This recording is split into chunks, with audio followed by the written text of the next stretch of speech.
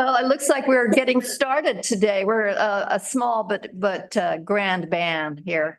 I'm Nancy McCarthy, in case you didn't know that already. I think everybody knows everybody else and knows the routine. So Lisa is here and our code officer is here, Daniel, and Jason is here, and Bruce, and of course, Rusty, because without Rusty, we wouldn't be here. So let's get started. Deb, what would you like to talk about today? I was just going to talk about what I would like to talk about or ask question is about what we're thinking on the NACUS about parking, and if there was a 1964 flood again, how are they building with that in mind? Just kind of curious, because people are asking me and I don't know what to say, so I want to make sure I have the right answers. Okay. Betsy, what would you like to talk about today? You know, I really don't have that much to say except a couple little petty things. One, you can hear the music from the Screw and Brew from across the street in the Legion parking lot at night. And I think we still have an ordinance about not listening to outside music beyond the perimeters of someone's property. And that's about it. The other thing I noticed is at the I don't know if it's a dedicated street, if it's part of the post office or the parking lot that belongs, where people park to go into the restaurant, but an arrow pointing people in the right direction, which is going east. Some new ones got painted on, but there's not one down there by Hemlock, and people are still trying to get out of that driveway going that way. It's going to be challenging this summer. That's it. Big gripes today. Okay. Betty, what would you like to talk about? You know, I don't really have anything. I just wanted to check in since I'm so far away. I want to make sure I'm part of the group here. Are you in sunny Hawaii? Yeah. You missed all our Hawaii. ice and snow. I know. I've been reading about it though and feeling for you guys. But I'll just chime in. I mean, I also want to just do some accolades for you folks, the council, for my gosh, it's been a hard few months, and thank you for doing what you do. Yeah, it's been an interesting few months, that's for sure. Ginny, what would you like to talk about today? You're just done from walking the dog. The seas are so stormy out there. It's going to be another crazy beach walk day. We didn't get out. We had to walk the neighborhoods. I don't really have anything either, but I also want to say thank you to the city council for seeing that whole NACUS project to where it is today. And I just still can't believe that people are acting like they don't know what's happening. It's amazing to me. And also thanks to first responders and city public works, everybody who worked so hard over that ice storm. I think we made it through relatively unscathed compared to other communities. So that's all I have. They definitely worked very, very hard. Yes. Hello, Greg. What would you like to talk about today? Morning. I'm mostly just listening, but I did get a chance to listen to the meeting. I think it was on Tuesday of last week, where you talked about lodging tax funds and kind of, I think you put off till March or set a time in March to talk about maybe realigning that and rethinking, the way that TAC is set up and so forth, and just curious of what you're thinking there. Okay. And Jan, what would you like to talk about today? Okay, I wanted to have an update with the fortress, so-called, that whole stone, whatever you call it, that's apparently too high there on Fifth Street. Oh, And then the bridge update, I wanted to make it clear that I support a bridge that is seismically sound, but I also support a bridge that stays the same look as what we have. We don't need a huge overbuilt structure there. So I would like to know, and I know Karen said she was looking into some historical looking bridges in other communities that they didn't have to be oversized. And then our emergency sign at Whale Park, that is still an ongoing project. It was moved slightly by a very well-meaning person, but it has not been found. The place where it really belongs has not yet been found. We're still working on it, a little group of us. Okay, And the process is also a question for me, so. great. Lisa, is there anything you want to talk about? Nothing particular yet. I'm sure I'll think of something. Well, you keep thinking. All right.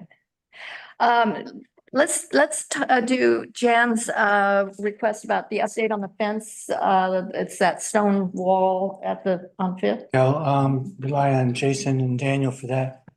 So a survey has been done at the property. I'm waiting on the results from the survey. Thank you. Okay. So no decision yet. It's just the survey. Nothing yet, waiting on data. Okay. And bridge update. Yes, the city did receive a $500,000 grant. Good. And that's for the design and other preliminary work. And we are waiting now for a letter from FEMA, which it has to be a signed letter from FEMA before we can start work. Okay. And so the grant will do what will it go for? Pay for the preliminary design work, Okay. Who's the grant from? FEMA. Oh, okay. And is this for a new bridge or for seismic upgrading or? They will kind of look at all options. Jan, did you have any questions about that? Yes, so when did that, because what I understood was we had received money to a grant to look into whether the bridge could be retrofitted or not. So we've never heard a report back from that grant, to my knowledge. So now this is already going toward a preliminary design, so I'm a little bit confused. Jan, I'll have to talk to Karen. But what we've been waiting on is that first grant. I thought the first grant was supposed to be for looking at whether or not we could just retrofit the grant. And that may be, let me go check on it. So there might be two different grants. Oh, here she is. Karen. What do you know? Yay, Karen. Want some help? Please. Yay. She comes to the rescue. The money that we got is just under $500,000. It's 400 and something and some change. What we're waiting on right now is a fully executed contract that comes with that grant money from FEMA. Until they send us that, I can't award the bid to anybody to move forward using that money to finish the evaluation if the bridge can be successfully retrofitted, or if they're going to recommend a rebuild, and if so, what that might look like. So that's why we're looking at other historical bridges that have been rebuilt that look old, but they're actually new seismic sound bridges. Okay, so this money technically goes for the evaluation, not the design. No, that's not correct. It's going for the evaluation, to finish the evaluation that was started, and a preliminary design if they're going to recommend that we rebuild it, to give us an idea of what that could look like based on our request and desire to keep it looking as historical as possible.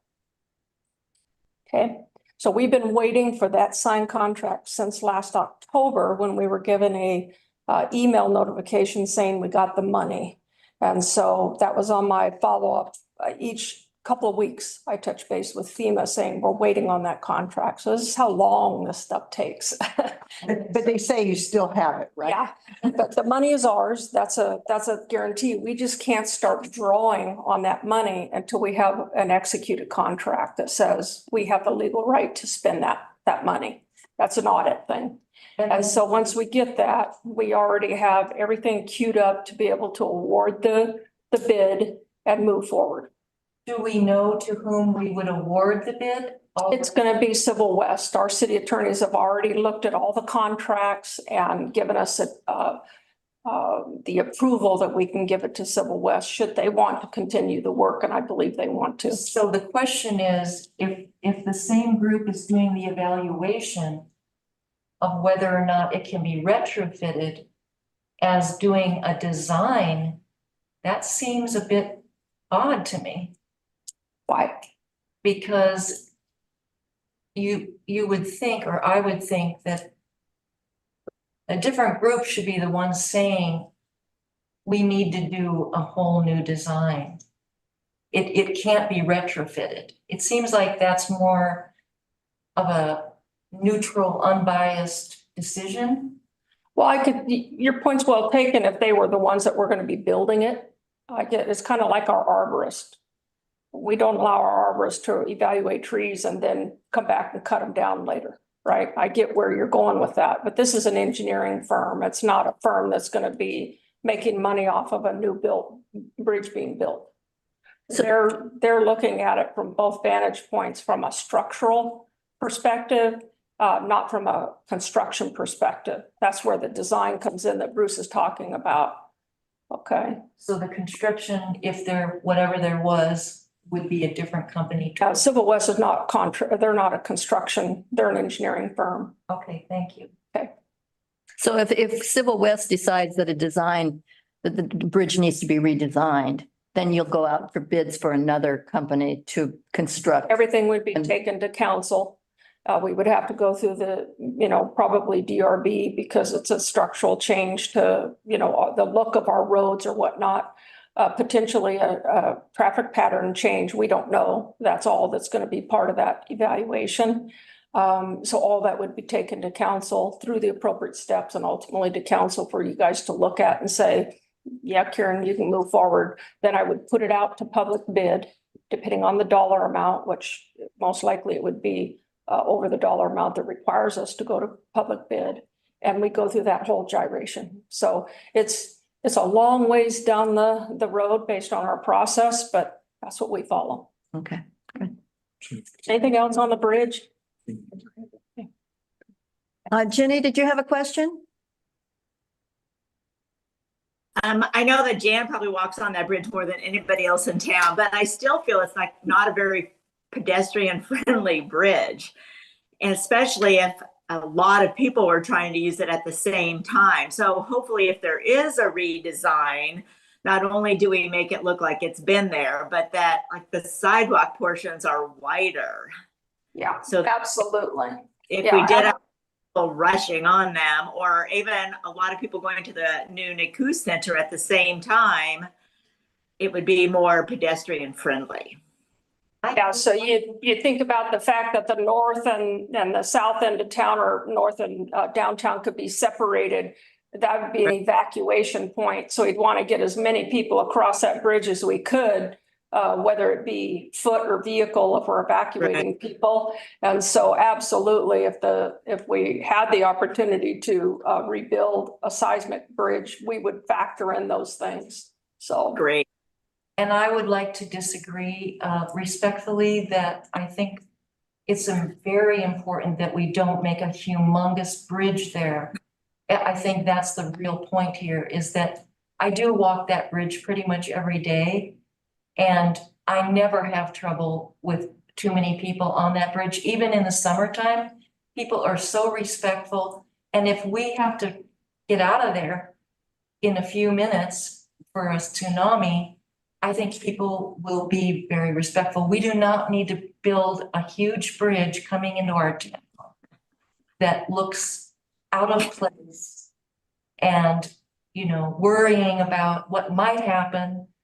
I just think that's totally not Cannon Beach, excuse me, but the only thing I'd don't need a mention, humongous bridge there. the only thing I'd mention while we have some of our council here is that council has established road standards that Public Works operates off of. So if we wanted to stray from those, that would be something that the council would have to make that decision. Otherwise, when we're when we're looking at doing anything with our roads, bridges, any of our vehicle infrastructure, we follow those road standards. But council always has the option to stray from those, barring safety issues that would create whatnot. But other cities have done it where they have redone bridges that look like there's the old historical bridge out of concrete. They're very aesthetically pleasing. They don't have to be a garish steel structure.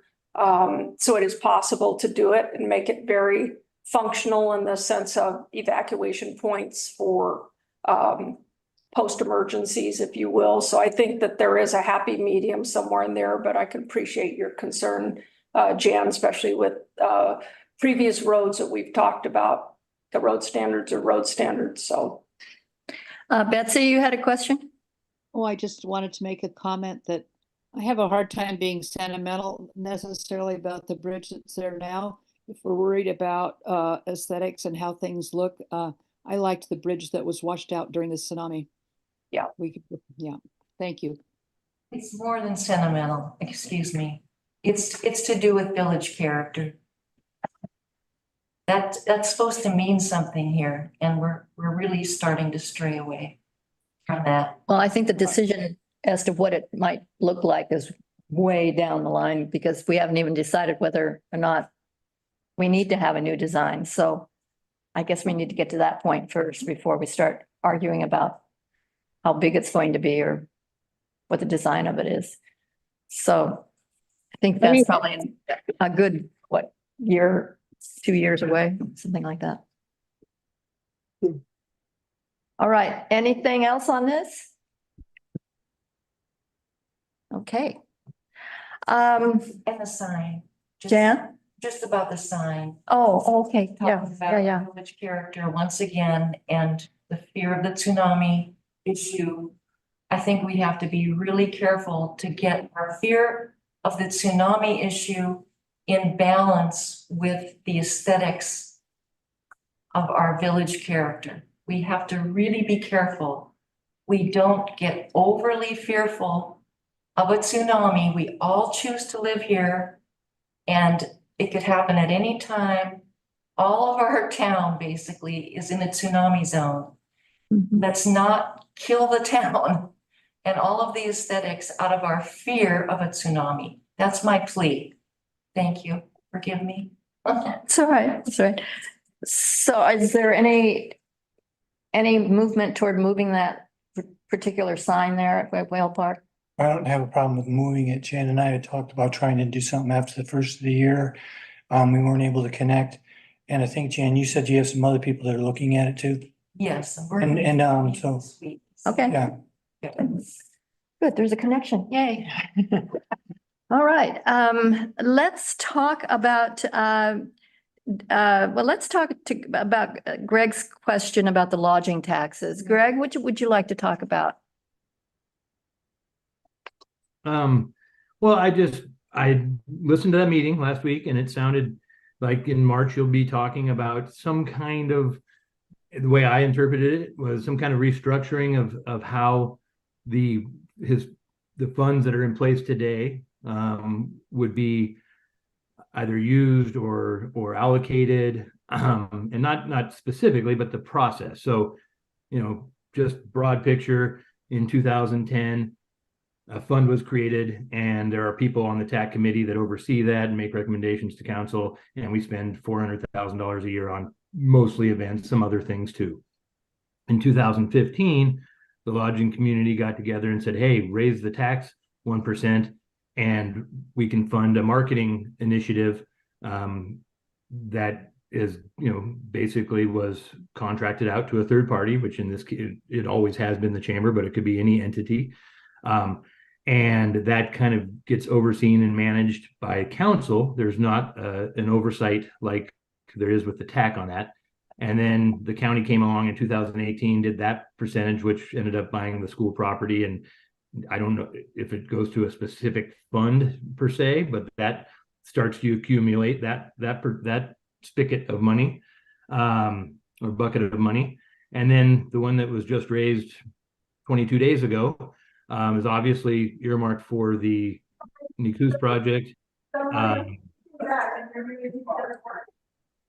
And, you know, that has oversight by staff and council, I would imagine. But what I heard, or what I thought I heard in that meeting was, hey, if we take a look at being more efficient with how the money is spent out of, I don't know if it's all 4 revenue buckets or just the 2 from 2010 and 2015. But if we're more efficient in how we spend that and how we oversee that, that's what I interpreted you'd be talking about in March. And so I kind of wanted to know, what are you thinking? Like how do you see this playing out? On August 20th of 2022, Jim Kingwell and I went in front of the council. So Nancy was the only one there at the time, and Brandon, I guess, and pitched basically that same thing. And I dusted off the minutes of that meeting after I saw this meeting, and I was like, hey, this is kind of where I think they're talking about what we were talking about in 2022. And that came from 2 people that had been on the TAC committee for multiple years, that had a suggestion of there's better ways to use this money as different things happen in town. It's not all just about festivals and events, and it's not all just about marketing promotion, but it's about utilizing it the way we can legally on the constraints of the 70-30 split, but also what helps the community and the people in the community, as well as the visitors, and so forth. So I'm hoping that when you say, oh, this is what we're thinking, it still aligns with what we pitched in 2022. That's kind of where I'm going with that. Well, Go ahead. Okay, well, Greg, I appreciate that, because I'm very much in favor of expanding our use of that money. And I'm talking about all the TAF money, all of it. I know that there are huge constraints, but I also think, and I've said this before, and I'm not sure if, not everyone agrees with me, but I think we can even test some of those limits as well. But I definitely think that for things like trails or restrooms and things like that, I would like to see some of that money put towards those kind of projects instead of just special events. And I think that my feeling was from the last council meeting that a lot of councilors agree with that idea. Maybe not so much testing the limits like I'd like to see, but using it within parameters that we know are pretty much safe to use it in. So, Yeah, I think that's true. I think, from what I have heard and I've observed, it sounds like the events have come to there's interest in events, but I think that's been pretty well taken care of, and maybe not as much interest on the part of those seeking funds to continue to add to our events, and maybe the money could be used for different things. Especially if we can use it for the bathrooms. There's always been a question about whether that can be used for the bathrooms or not, but if we can, I think that would be great. and trails, I don't see why, because the trails are for, visitors would use trails just as much as community members, if not more, to, and wouldn't have to walk around the S curves. I think you have to ask yourself what the definition of facility is, because it's a tourism-related facility that has a lifespan of 10 years. Right. And Facility is definitely a washroom. Yeah. And then I think a facility also could be a trail. I think you could I think there's a way to do it. I watch how the courts, how they interpret rules, and it's always a moving target, so you have to, unless somebody tries it and then somebody else tries it and somebody else tries it, it's never going to move. Yeah. So you've got to, work towards that. So that is where we're thinking. We want to meet with the Tourism and Arts Commission to find out what they have been talking about, and anybody else who has any ideas, we would gladly listen to them. So we need more members. And we need more members, Greg. Are they two too short now? Yeah, at least I think. Yeah, two. and maybe Greg would think about course. trying again. But anyway, Mike? Greg, if you do have ideas, please come see us or submit them or let us know. Yeah, no, I appreciate that. I might. And I know that Steve Sinkler's term's out here in about 2 months, I think it is. And he's Wow. been on for 8 years.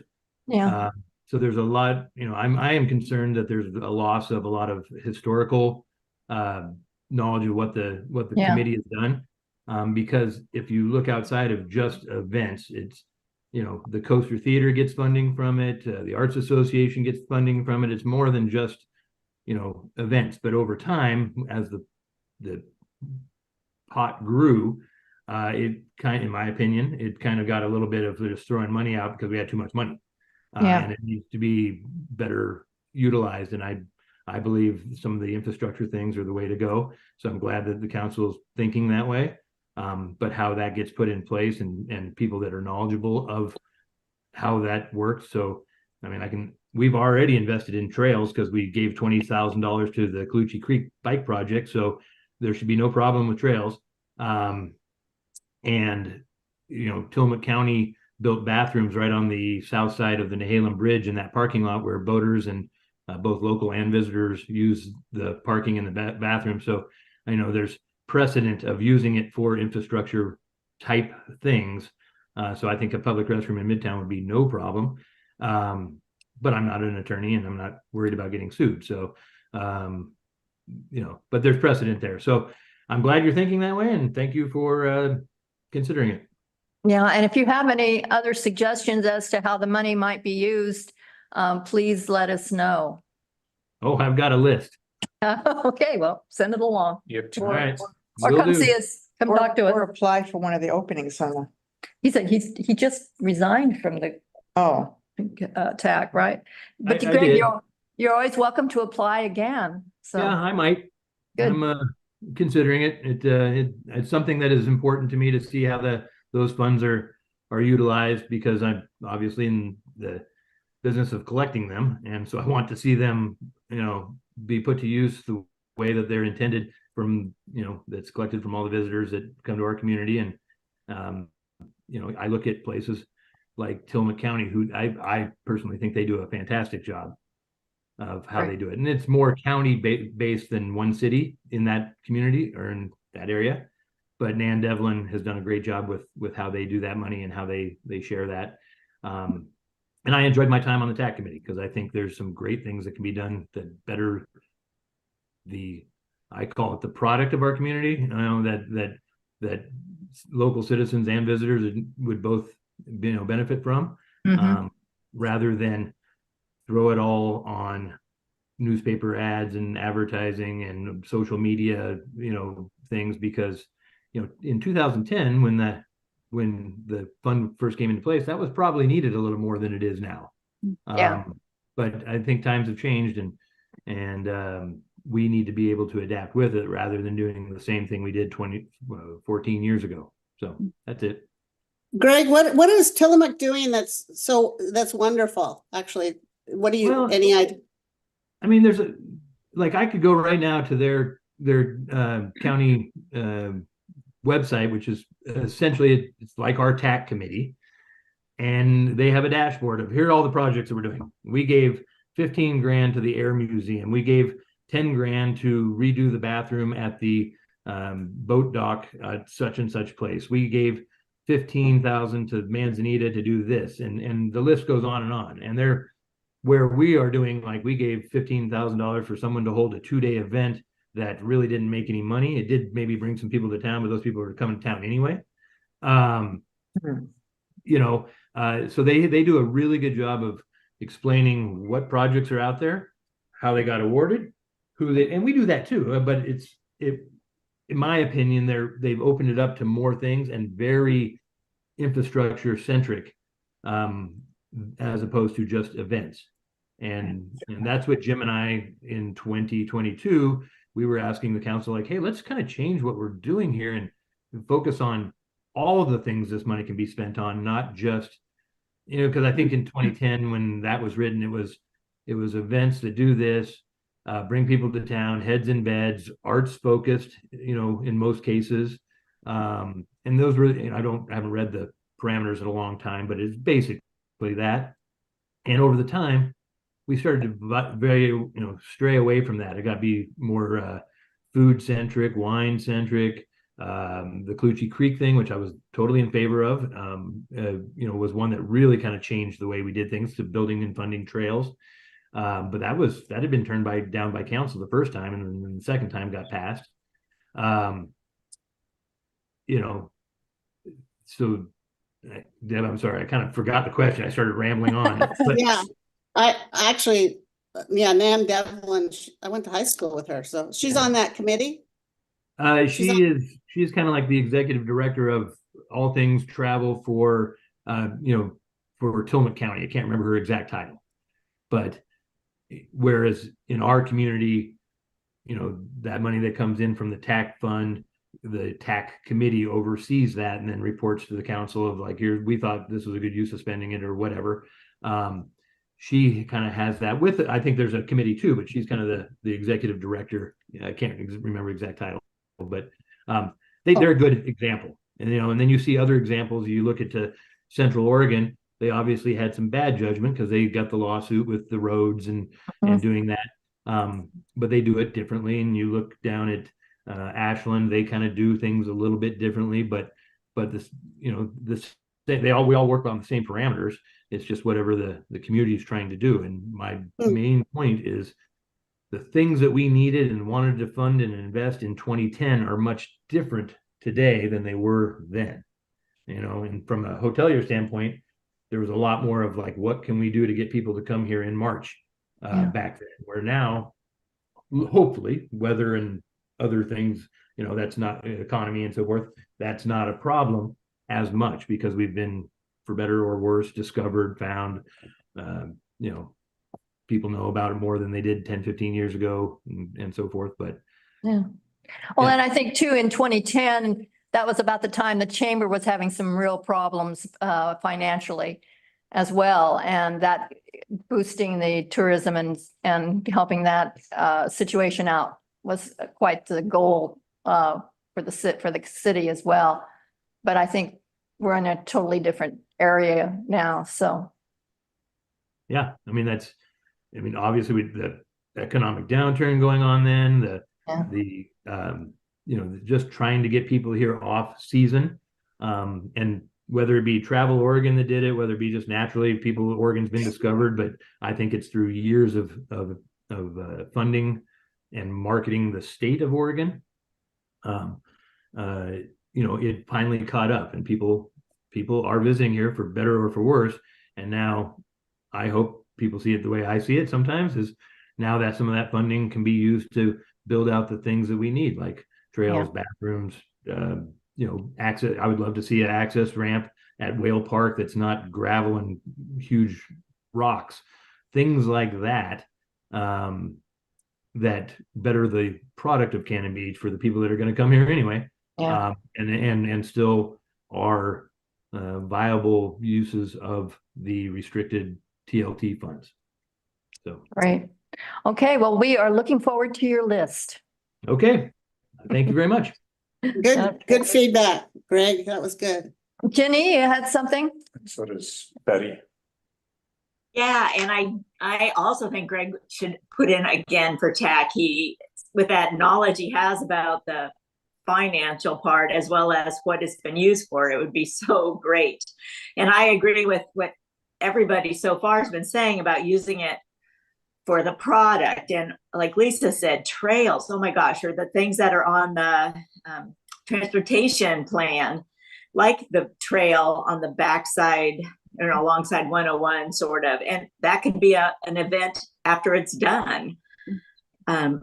Closing off part of downtown during the summer, things like that. And also then I was curious on sort of a different subject. Has anybody heard what the corgis are doing this year? Well, they were in Seaside last year, so I'm not sure if they're staying in Seaside or what's going on with that. Bruce, do you have any idea? I've not heard anything.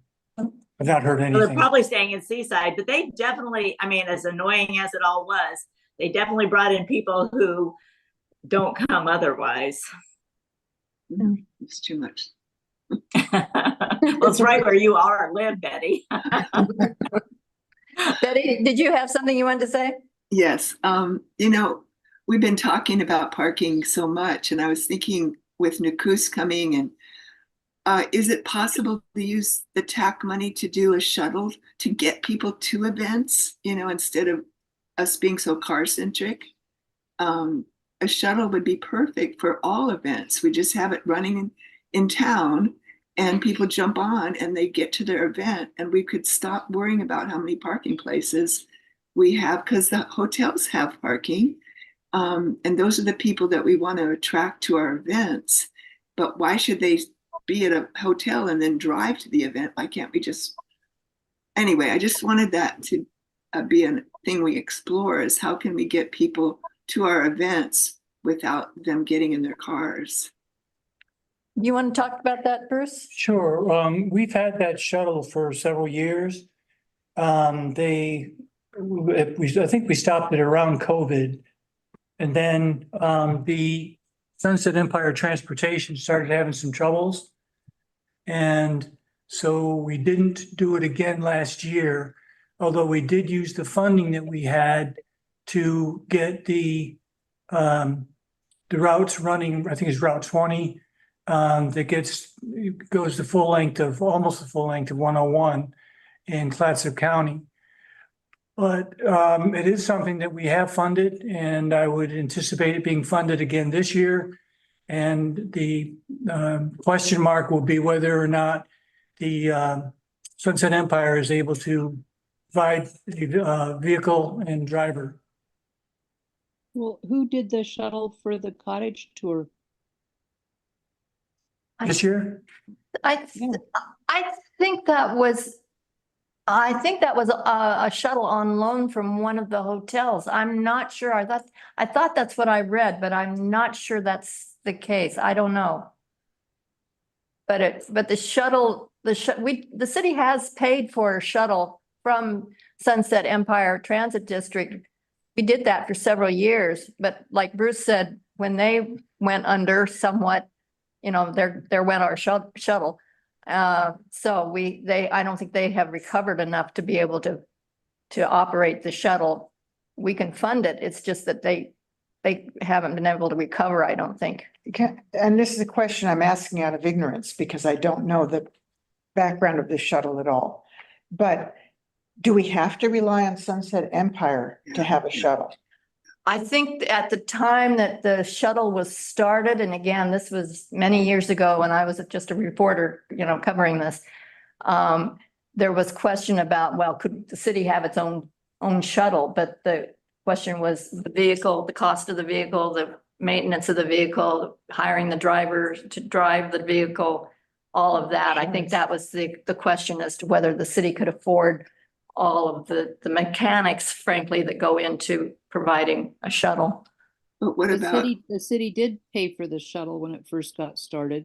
Yeah, we paid for the service of the shuttle to come from Astoria. And well, actually, they actually stayed in Gearhart overnight because the driver, I think, lived in Gearhart.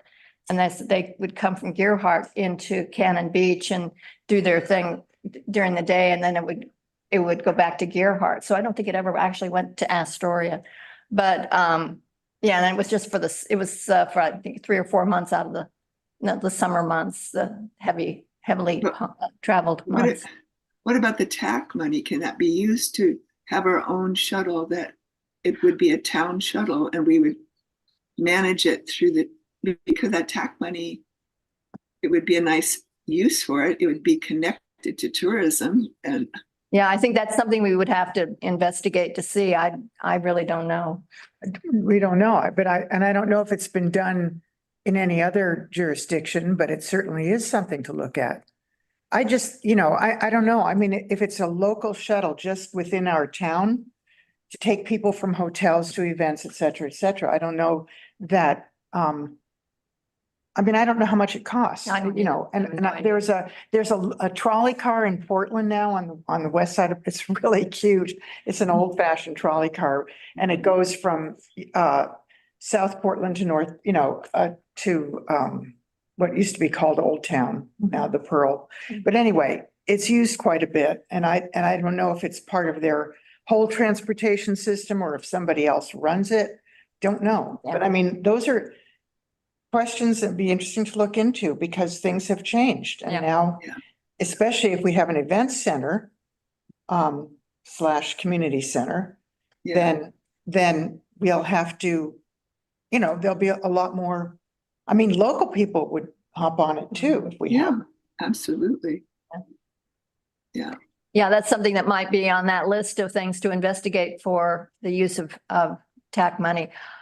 It depends a lot on how much it's going to cost, because it could, you know, it could run into some major cost, but then again, maybe not, who knows? Maybe find an old used trolley car. Yeah, somewhere. it wouldn't have to be that big, I wouldn't think. And you can make it really fun. You could call it the Octopus's Garden or something and have all sorts of paint art and make it really fun and it could be a part of the tourist attraction. Kind of like what's the bus in the 60s. Anyway, you can make it more sea related and make it really fun, make it a fun Give me the experience. Larry's bus. Yeah.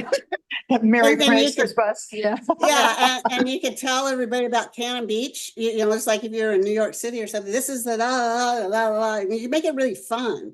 You gotta make it fun, okay, but I can think of lots of ways to make it way fun. And wouldn't it be cheaper to just get a van and pay for it than paying Sunset Empire and have somebody fun drive it? Who, you know, they get lots of tips because they were a fun personality. Deb, if you have nothing to do today, I strongly suggest you Google the downtowner for Manhattan Beach, California. And there's I can't remember the name of the company off the top of my head, but for years they ran. And if you've never been to Manhattan Beach, California, it's about 3/4 of a mile wide by 4 miles long. So it's very similar to Cannon Beach geographically, although it's in LA, so it's packed with people. But they have weatherized 8 or 10 person golf cart that drives all up and down with an Uber-like app that is free. There it's paid for through some community stuff and like the business district, kind of like a chamber type thing, but I'm sure there's public funds. Very popular in other communities too, but the company that does that, you know, provides the Uber-like app, the That'd be interesting. vehicle, That'd be cool. and it would definitely, it's interesting. So something to look at. I'll look that up because I just, with the school happening, with the school gonna happen, we're gonna have to deal with that. I will add that, I mean, I personally am not in favor of the community spending a lot of money on that when most of the large hotels already have shuttle, and they're improving upon that because they're seeing that their customers are asking for that. But you still have second, you know, vacation rentals and things like that. So it's not everywhere. But if you look at 12 Anna and Stephanie, in a Cannon Beach, you know, I would say 70% of the rooms in town in terms of size, they all run their own types of shuttles and or classic cars and things like that to get people to and fro. Well, this sounds like a small business opportunity for somebody too. True. Yeah. With an app and everything, it'd be cool. Yeah. They can make a lot of tips if they're good. Well, that'll give them incentive. All right. Anything more on that? All right, let's move on then. Let's see. Betsy, you had a question about music from the Screw and Brew that can be heard at the Legion. Well, at night? yeah, they're just a couple of, you know, I probably should just fill in my little form so that Daniel knows. And I know he's not working at night. And I know that, you know, some of the business owners aren't as easy to work with as some other ones. But I just, you know, it's just kind of one of those creeping things that pretty soon there's music coming, you know, from the driftwood that you can hear when you're walking down the street at night. And I don't know, maybe the council needs to relook at that ordinance, you know. maybe that's not something everybody would favor, but I think that we have one. Noise ordinance. Have you heard any? Yeah, we do have our noise ordinance. This is the first I'm hearing of the Screwed and Bruised music being loud at night, so I will definitely look into it. I'll see about flexing one of my shifts to work into the evening and get a good case going on that. So I'll Good. definitely look into it. And good luck, Daniel. Betsy, always call that stuff in. You can call anonymously when it's happening. That way we can be there to hear it when it's happening. Because I know it's not an every night thing, but certainly when it's happening, it's easier to address it. Well, it isn't an every night thing. And so, you know, I feel like when I'm calling in, I'm basically, you know, then having to, I don't know, it just, if it's a daytime thing, I feel comfortable calling our police station here, you know, but at night, you know, here's this poor person running the desk in Seaside, and then they have to get in touch with you, and maybe I'm making too big a deal out of it, but it just, you know. They don't mind. They're dispatching 24/7 and they're doing it for Seaside anyway. So they're up and awake and working. They have no problem. We're paying them to dispatch for us. So we have officers on 24/7. Okay, all right, thank you. So that's it, you know, you know, when I'm out, it's just something that I notice, and, you know, there's been off and on over the years, you know, it's been down at the Pelican. I mean, I get it, and I don't think it's necessarily, I mean, I'm just guessing, but I'm thinking, you know, there's a lot of people that work in those places, and they come into work, you know, and they turn on the music, and nobody's around to say, hey, you need to turn that down, it's too loud. Yes, I guess people on the deck want to listen to music, but anyway, thank you. It depends on the music too.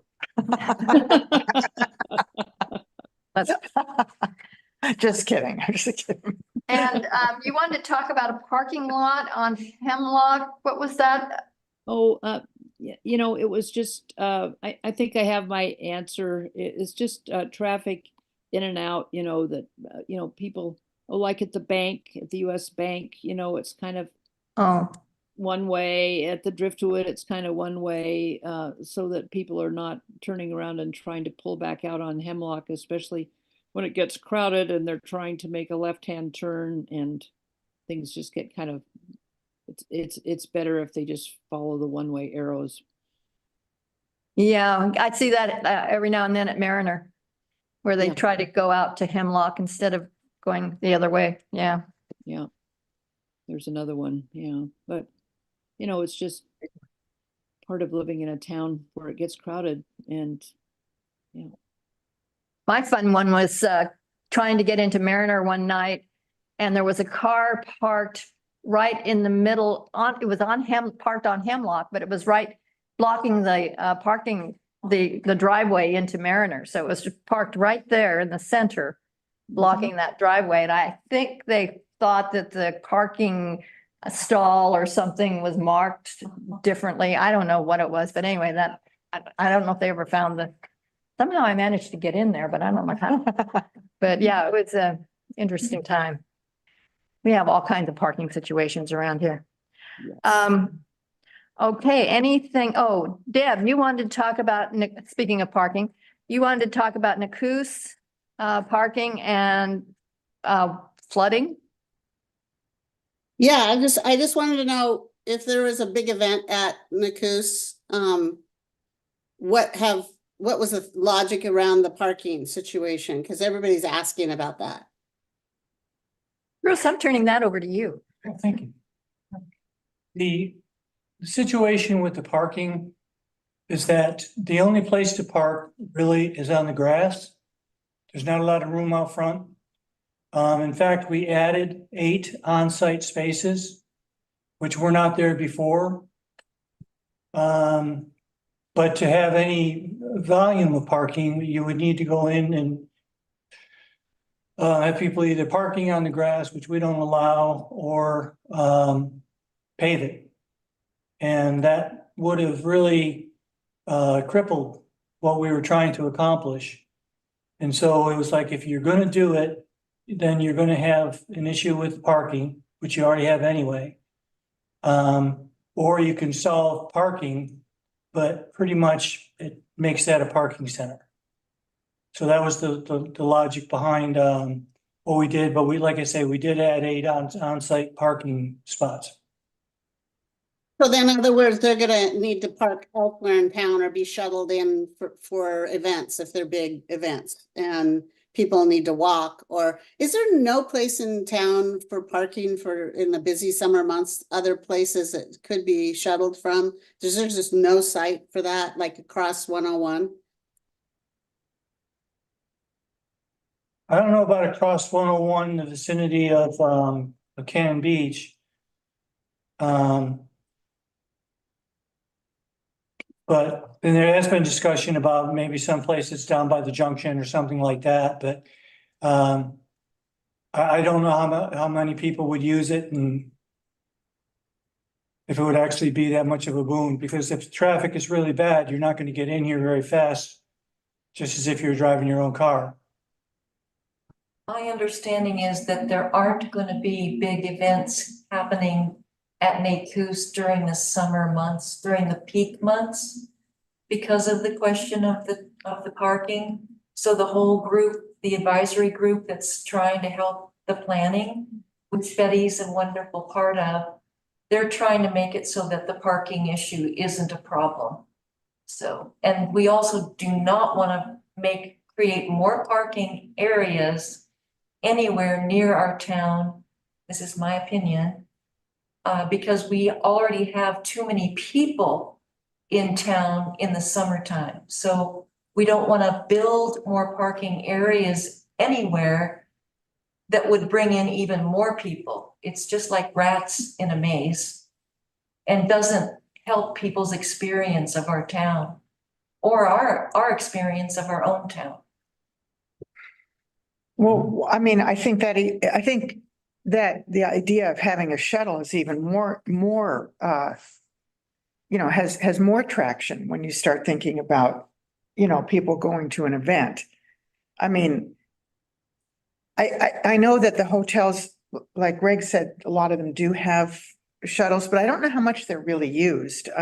I've seen that beautiful vintage blue turquoise car, but that only holds a couple people. So I don't know how much, I think people like if they want to go to a restaurant at night, I don't know how many people from a hotel actually take a shuttle to the restaurant and a shuttle home, because I don't know how the availability of them for that kind of thing, but it would certainly really makes it much more of a exciting proposition having some kind of a shuttle. I mean, then you can go to a restaurant and drink, or an event and drink, and you don't have to worry about driving home too. So it's a win-win all over the place to have some kind of Uber.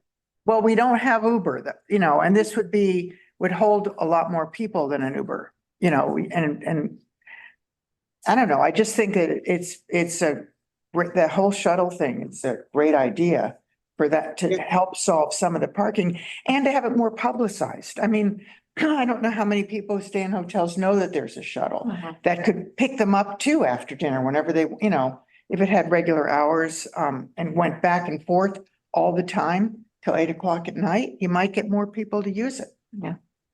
I agree. Great idea. So I So also now, feel like, excuse Wait. me, Just a minute, let's see, Betsy would, go ahead, Betsy. it's just on the subject of a shuttle.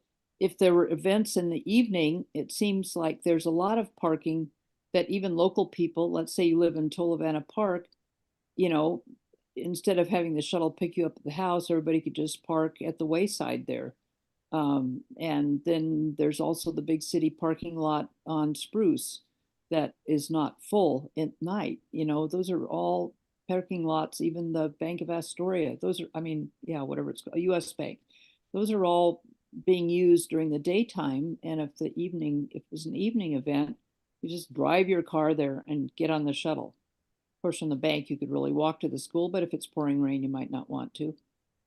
Mm-hmm. Yeah, true. yeah. And you wanted to talk about flooding? Right, so in the 64 flood, if we did have one of those again with a tsunami, is there any retrofitting for the school gonna happen as far as, can you, yeah, Betty's nodding her head, so maybe you know.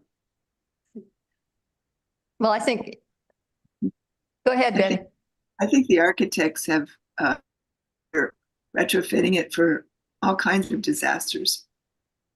And so I don't know if No, it you're would hold. correct. I'm You're sorry, correct. what, Bruce? No, you are correct. They're retrofitting it seismically. Both buildings and the new building will be seismically engineered. And but I think that if we have the same volume of water that came in 64, we will have water in the same places that we did back then, which would include lots of downtown.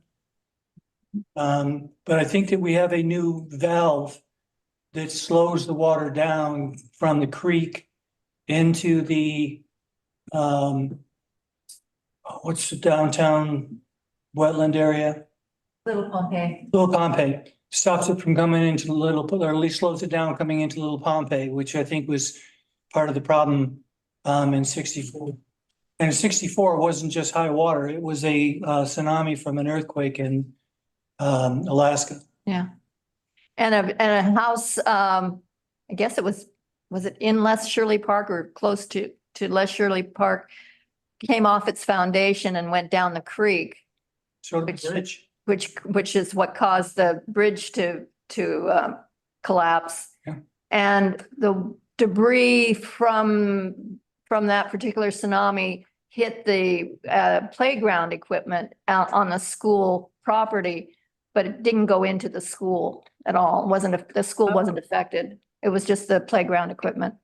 It was bent up a little bit. What's the floor in the new school gonna be like? Is it gonna be wood or cement or? It'll be it'll be neither of those two. There'll be some sort of a composite material that'll be able to withstand a lot of wear.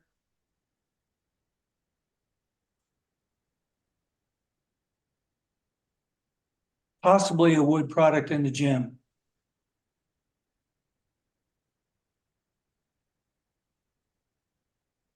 So the school was not flooded in the 64. No, That's good to know. Okay, that's a good comeback. Like but that. that, again, that tsunami was from Alaska. So that was what they call a distant tsunami. It wasn't a nearby tsunami. Now, if it was a nearby tsunami, all bets are off. Right, if we have if we have a tsunami caused by a local earthquake, the water is just one of many Yeah, problems. Yeah, You know, water's the least of our problem. right, Yeah. really, I mean, we're talking a major disaster with,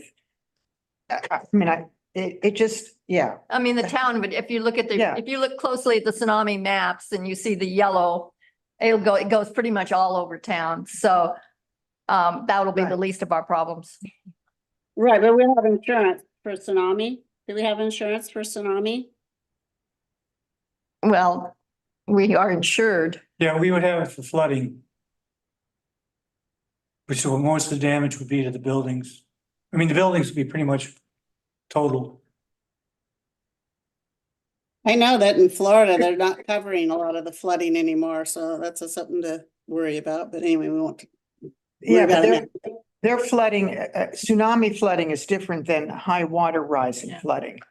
You know. Yeah, That you can predict.